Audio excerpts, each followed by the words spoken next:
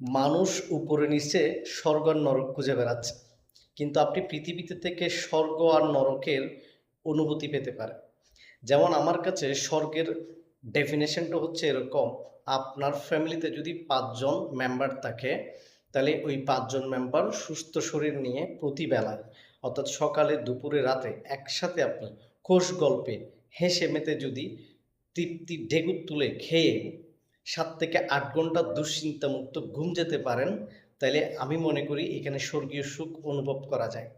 আর যদি বলেন নরকের ডেফিনেশন কি, আপনার ওই ৫ জন সুস্থ সবল ফ্যামিলি মেম্বার থেকে যদি একজন অসুস্থ হয়ে হঠাৎ করে যদি চট্টগ্রাম মেডিকেল বা বাংলাদেশের যে কোনো সরকারি হাসপাতালে যদি ১ সপ্তাহ ভর্তি থাকেন, সেটা হতে পারে আইসিইউতে বা জেনারেল বেডে, আর আপনাদের এই ৪ জনকে যদি একটু দৌড়াদৌড়ি করতে হয়, আই হোপ যে আপনি নরকের অনুভূতিটা ওইখানেই ফিল করতে পারবেন। আপনাদের ডেফিনেশন কি স্বর্গ আর নরক নিয়ে কমেন্টে জানাবেন।